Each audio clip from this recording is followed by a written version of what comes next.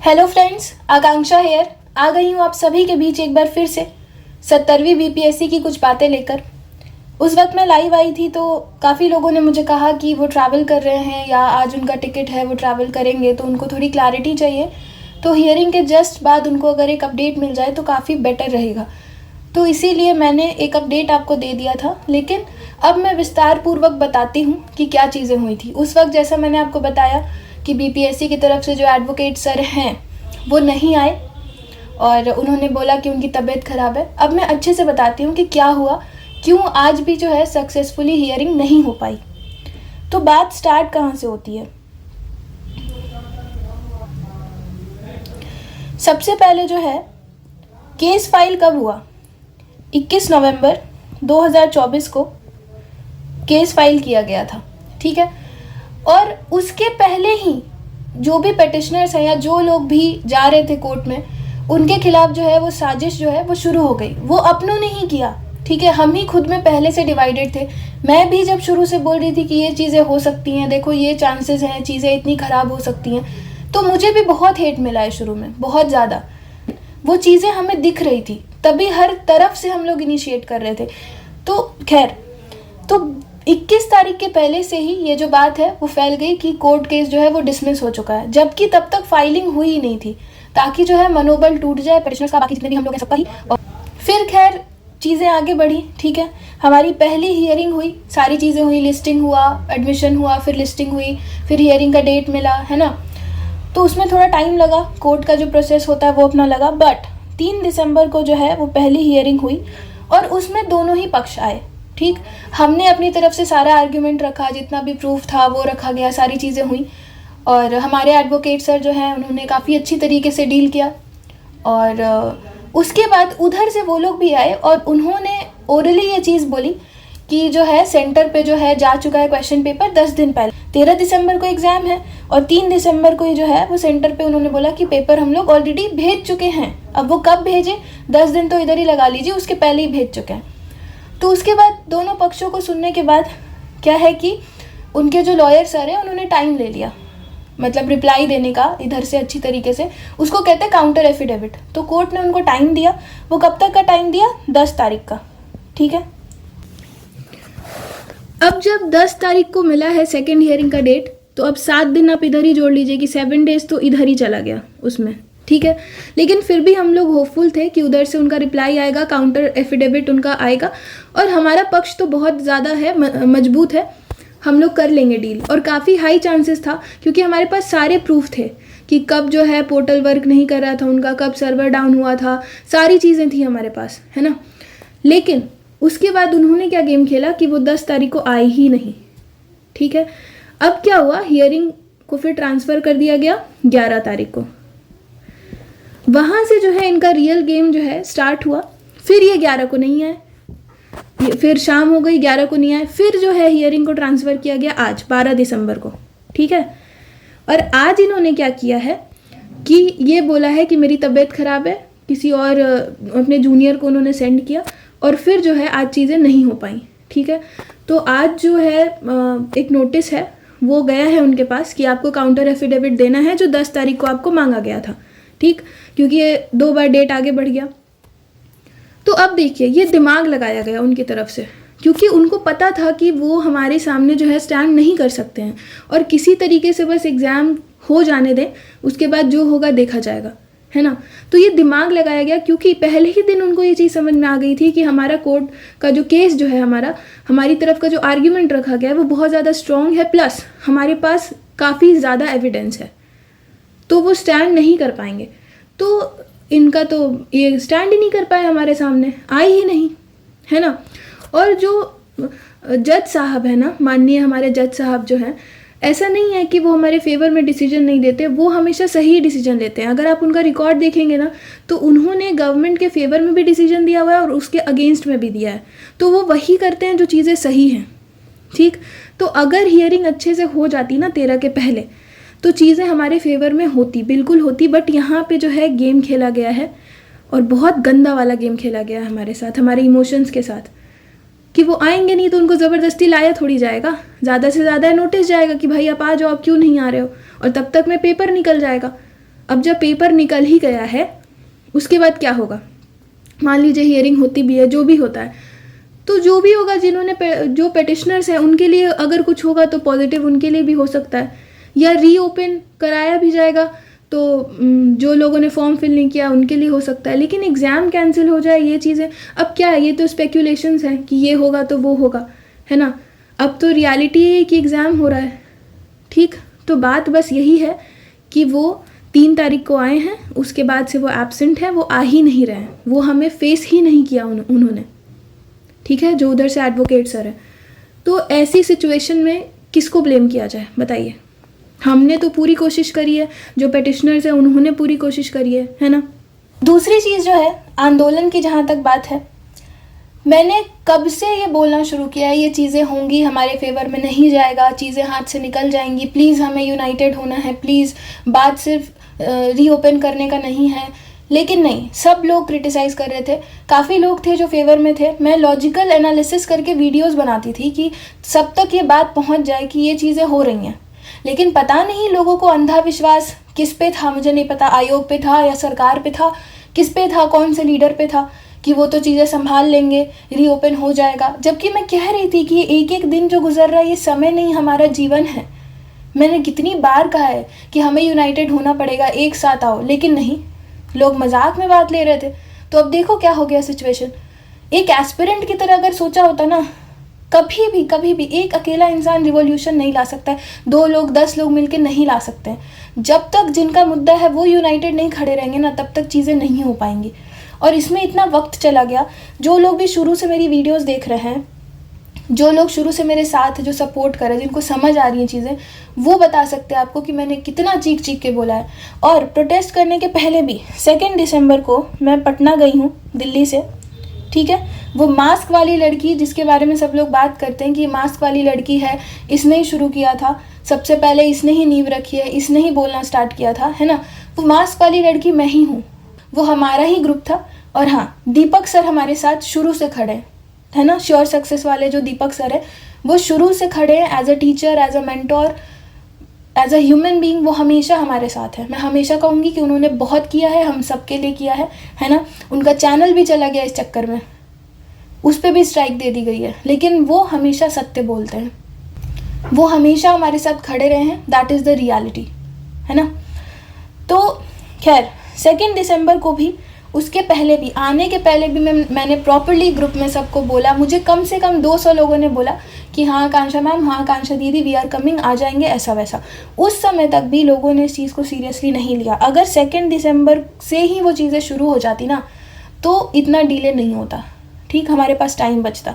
खैर 2 दिसंबर को क्या हुआ, अच्छी खासी मीडिया कवरेज मिल गई हमें, और तब मैंने लीडर्स से मिलने की भी कोशिश जो है वो स्टार्ट कर दी, है ना। उसके पहले मैं कॉल्स कर रही थी, सबसे मैंने बात करने की कोशिश की, जितने मीडिया हाउसेस है वहाँ तक मैंने अपनी बात पहुँचाई, लेकिन कुछ नहीं हो पाया। फिर पटना आने के बाद मैंने सबसे मिलने की कोशिश की, दीपक सर से भी हमारा मिलना हुआ, बहुत अच्छा रहा वो।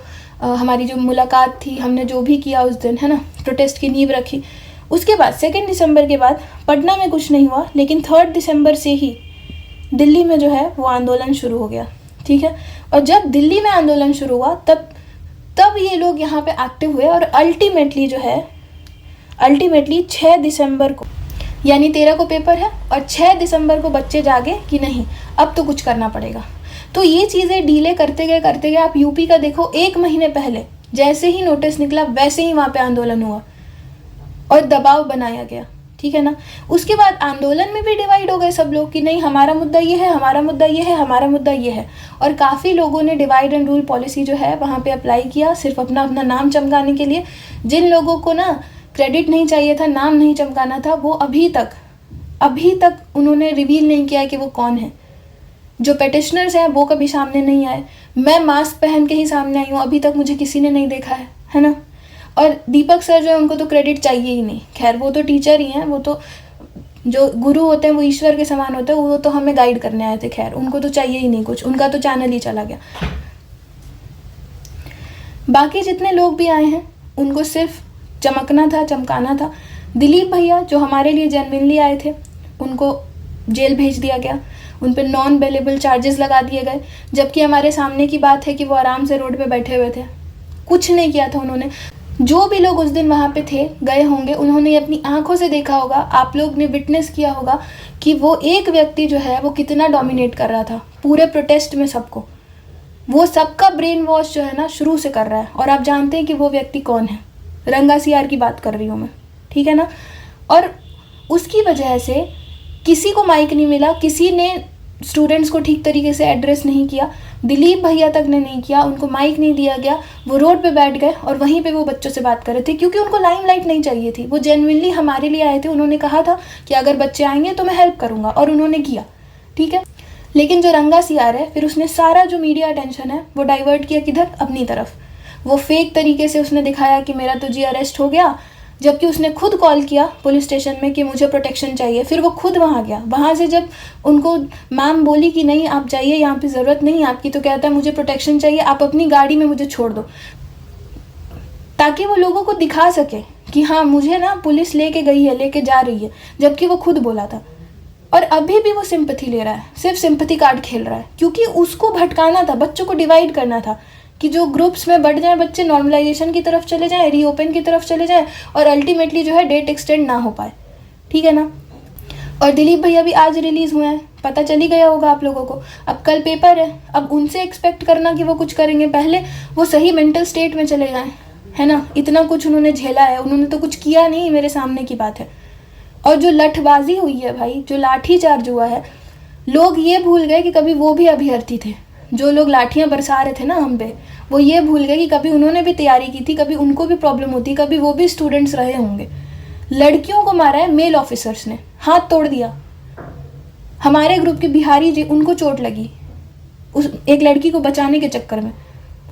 तो ये जो चीज़ें हुई, अब आप सोचिए कि कितना गेम खेला गया इसमें, सब ने खुद को बस चमकाया है। अब आती हूँ रूलिंग पार्टी के जो नेता हैं उन पे, उन्होंने अपॉइंटमेंट दिया, बोला आयोग में जाके बात करो। हमें लगा हाँ चीज़ें हो जाएंगी, कुछ एक ग्रुप गया उधर जाके उन्होंने बात भी की, कुछ उधर से पॉजिटिव नहीं मिला। फिर शाम तक वो फिर से नहीं मिले, अगले दिन का अपॉइंटमेंट दिया, फिर पूरे दिन नहीं मिले, खुद कहीं और चले गए। तो हमारे साथ तो बस गेम खेल रहे हैं ना, हमें उम्मीद दे रहे। भाई आप उम्मीद नहीं देते, बच्चे अपने घर में बैठ के पढ़ते कि हाँ चलो चीज़ें हो जाएंगी, पेपर देना है, नहीं कुछ हो रहा है। लेकिन आप फॉल्स होप्स देते गए। विपक्ष की बात करूं तो कुछ भी होता है वो लाइव आ जाएंगे, वो ट्वीट कर देंगे, लेकिन वो सामने ऑन ग्राउंड्स नहीं आएंगे। अरे एक बार 200 400 500 बच्चे जख्मी हैं, आप उनसे मिलने तो चले जाते कम से कम, कोई भी नेता, लेकिन कोई भी नहीं गया। सब ट्वीट कर रहा है कि हाँ इतने बच्चे घायल हैं, ऐसा है वैसा है। तो मेरी सारी उम्मीद वहाँ से भी टूट गई। यहाँ पे कोई जेन्युइनली काम नहीं करना चाहता है, और जो 2-4 लोग जो जेन्युइनली काम करना चाहते हैं ना, उनको कोई काम करने देगा नहीं, उनके पीछे लोग पड़ जाते हैं, है ना।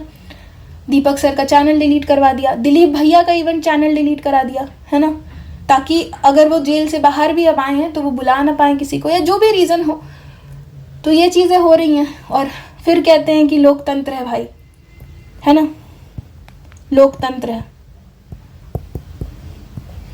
बस यही रीज़न है कि बिहार से लोग बाहर जाते हैं और वहाँ पे सेटल डाउन होने की कोशिश करते हैं, क्योंकि ये एक दलदल बन चुका है। यहाँ पे चीज़ों को अगर कोई सही करने की भी कोशिश करेगा ना, तो हमारी गलती है कि हम यूनाइटेड नहीं होते हैं, है ना। मेरा बिहार ऐसा तो नहीं था, मैंने ऐसा तो नहीं सुना था। मुझे तो ऐसा लगता था कि यहाँ पे बहुत पारिवारिक माहौल है, हम सब एक परिवार, एक प्राइड था मेरे अंदर कि हाँ मैं प्राउड बिहारी हूँ।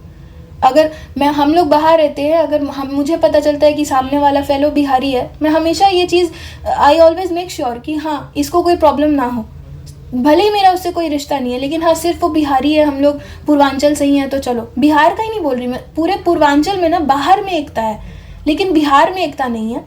ये बहुत गलत चीज़ है। यूपी वाले बोल रहे हैं हमें कि तुम लोगों में एकता नाम की चीज़ नहीं है। ये हमारे साथ हुआ तो हमने बता दिया। यहाँ पे टीचर्स भी बट गए, जो सही राह पे जो टीचर चल रहे थे उनको बरगला दिया गया, उनको साइड कर दिया गया, स्टूडेंट्स तो बटे हुए हैं ही। तो अब किसको झेलना पड़ा, किसका अटेम्प्ट खराब हो रहा है। आप कल जाके पेपर भी दे रहे हो तो क्या आप सही मेंटल स्टेट में हो, लेकिन अगर 2 दिसंबर से ही जो जोश आपने 2 दिन पहले दिखाया है प्रेशर में आके कि भाई अब चीज़ें सही नहीं हो पा रही हैं, वो आप 2 दिसंबर को दिखाते, 4 नवंबर से ही दिखाते। मैं तो 4 नवंबर से ही कॉल कर रही हूँ मीडिया हाउसेज में, इधर उधर। दिलीप भैया को मैंने स्वयं कॉल किया है 4 नवंबर को कि ये चीज़ें हो गई हैं, लेकिन मेरी बात नहीं हो पाई उस दिन उनसे। आप समझ रहे हो कि अगर आप पहले जागते ना तो ये चीज़ें नहीं होती। अब ठीक है, दूसरों को ब्लेम कर सकते हैं कि हमें रूलिंग पार्टी का साथ नहीं मिला, हमें विपक्ष का साथ नहीं मिला, चलो किसी का साथ नहीं मिला, लेकिन क्या आपने एक दूसरे का साथ दिया है क्या? आप अपने दिल पे हाथ रख के बोलो ना, कितने लोग हैं सिर्फ डिजिटल क्रांति लाना चाहते हो कि घर बैठे हाँ ये चीज़ हम कर दें, कोई हमारे लिए कर दे, हमें कमेंट कर दे। अगर लेकिन आपने साथ दिया होता, सही में मीटिंग्स में आए होते, सही में ऑन ग्राउंड आए होते ना, अगर इतने कम हम नहीं होते, हमारी संख्या इतनी कम नहीं होती, खास करके जिनको रीओपन कराना था उनकी बात मैं बोल रही हूँ। जिन्होंने फॉर्म फिल कर लिया उनको तो फिर भी मैं शाबाशी दे रही हूँ कि हाँ आप हर जगह खड़े थे और रीओपन वालों के लिए भी खड़े थे।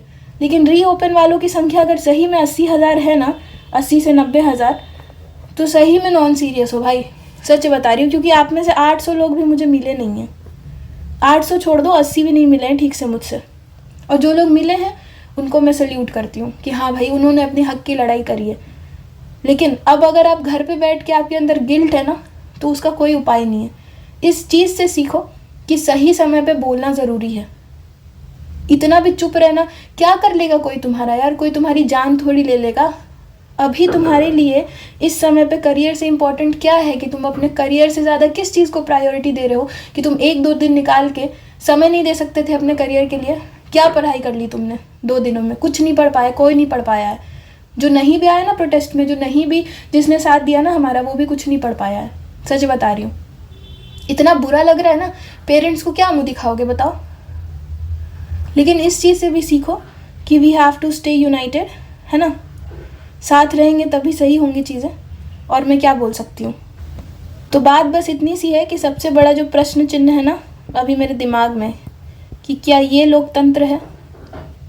क्या जिस बिहार की मैं जय करती हूँ, जिस बिहार को इतना अच्छे से जाके एक्सप्लेन करती हूँ लोगों के सामने कि नहीं बिहार ऐसा नहीं है, मेरा बिहार तो ऐसा है, हम बिहारी तो ऐसे होते हैं, जिसके साथ जुड़ते हैं जुड़ के रहते हैं, क्या हम लोग इतने अच्छे हैं? क्या हमें सच में प्राउड फील करना चाहिए इस इंसिडेंट के बाद? आप अपने दिल में झांक के देखो कि इतने सेल्फिश कब बन गए हम, कब बन गए इतने सेल्फिश? सेल्फिशनेस तो छोड़ो, केयरलेस बन गए कि अपने खुद के लिए नहीं बोल पाए, है ना। तो जो लोग भी शुरू से साथ खड़े हैं उनके लिए तो भाई सल्यूट, उनको तो मैं सल्यूट कर रही हूँ। चाहे आपका फॉर्म फिल हुआ नहीं हुआ जो भी था, लेकिन आप साथ खड़े थे। तो चलो आपका एक अटेम्प्ट अभी ख़राब भी हो गया, कोई बात नहीं, अपनी पूरी कोशिश करो कि चीज़ें हो जाए। नेक्स्ट अटेम्प्ट में ठीक है कर लेना। लेकिन जो लोग खड़े ही नहीं हुए यार, उनके लिए मैं क्या बोलूँ। और उनकी संख्या बहुत ज़्यादा है जो नहीं आए हमारे साथ। अगर आप पहले ही आ जाते ना, अंदर से सबको पता था कि क्या सही है क्या गलत है। अब आपकी हिम्मत नहीं हुई, या आप कायर हो, आप केयरलेस हो, भगवान जाने और आप जाने, आत्मा और परमात्मा ही जाने कि क्या हो आप। बाकी मैं किसी को ब्लेम नहीं कर रही हूँ, मैं अंदर से बहुत डिसअपॉइंटेड हूँ, बहुत निराश हूँ मैं। और मैंने कभी ऐसा नहीं सोचा था कि बिहार से मुझे ये मिलेगा, या किसी को भी, है ना।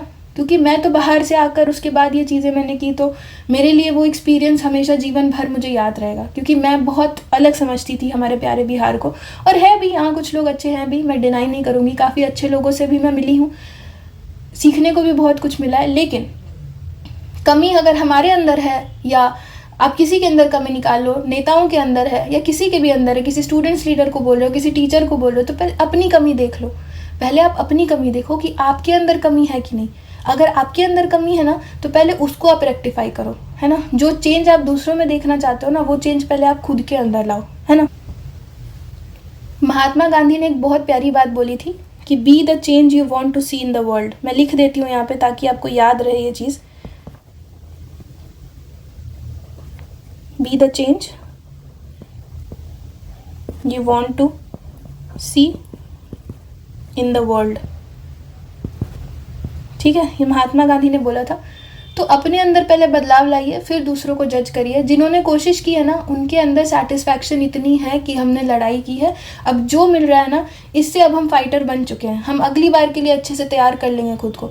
लेकिन आप खुद को कैसे फेस करोगे ना, मिरर के सामने एक बार जाके नज़रें मिलाओ, मिरर के सामने जाकर, और खुद को फेस करो। पहले खुद को देखो कि हाँ क्या मैंने सही किया, क्या मैं इस लड़ाई में उतर जाता या उतर जाती तो चीज़ें सही हो सकती थी, या कम से कम मुझे सेटिस्फैक्शन रहता कि मैं इसका पार्ट तो बनी कहीं से भी, या बना। तो वो चीज़ है, खुद के अंदर झांकिए। बाकी यही बात है, मैंने सब कुछ आपको समझा दिया कि चीज़ें कैसे कैसे हुई हैं और क्या क्या है। अब कोई फ़र्क नहीं पड़ता आपका डेट क्लैश कर रहा है किसी एग्ज़ाम से, तो जिसकी प्रिपरेशन ज़्यादा अच्छी है आप वो दे दो। नेक्स्ट डे सीटैट है, अगर सेंटर ज़्यादा दूर है तो सीटैट दे दो, क्योंकि TRE 4 का जो है वो भी एग्ज़ाम होने वाला है, काफ़ी अच्छी वैकेंसी आने वाली है। और बाकी जिनको देना है पेपर वो दीजिए, अच्छे से दीजिए, ऑल द बेस्ट। और जो नहीं दे रहे हैं प्लीज़ निराश मत होइए, this is not end of the world. दुनिया यहाँ ख़त्म नहीं हो रही है, आपका जीवन नहीं ख़त्म हो रहा है। सितंबर में फिर से पेपर हो जाएगा, बीच में अभी UPSC का भी पेपर है, अभी काफ़ी सारा स्टेट PCS वगैरह है। मैं सारा अपडेट्स आपको देती रहूँगी कहाँ से वैकेंसी आ रही है ऑल ओवर इंडिया। आपको जहाँ सही लगे प्लीज़ फॉर्म फिल करिए, पेपर दीजिए, निराश नहीं होना है, ठीक है। मुझे पता है कि बहुत फील हो रहा है क्योंकि पोस्ट जो है वो बहुत अधिक था, पहली बार इतना ज़्यादा आया था, तो कर सकते थे हम लोग सही तरीके से तैयारी, बट मेंटली फिजिकली नहीं कर पाए। तो अब जो रियलिटी है उसको एक्सेप्ट करिए एंड मूव ऑन, क्योंकि इस चक्कर में अगर खुद को परेशान रखेंगे ना कि ये ऐसा होता तो वैसा हो जाता, तो अभी टाइम बहुत कम है नेक्स्ट पेपर में। अभी UPSC का पेपर है, उसका भी फॉर्म डाल सकते हो, काफ़ी चीज़ें हैं, अभी काफ़ी वैकेंसीज अभी बिहार में भी आने वाली है, वो मैं बताती रहूँगी। और मैं ये बोलूँगी कि पोस्ट ग्रेजुएशन में इनरोल हो जाइए जिन लोगों ने ग्रेजुएशन कर रखी है, और जो ऑलरेडी पोस्ट ग्रेजुएट है प्लीज़ नेट की प्रिपरेशन करिए। नेट एक बहुत अच्छा ऑप्शन है, अगर आप असिस्टेंट प्रोफेसर बन जाते हो तो आपका लाइफ सेट हो जाएगा, बहुत हैंडसम सैलरी है, तो उसके लिए भी you can prepare for NET as well, है ना।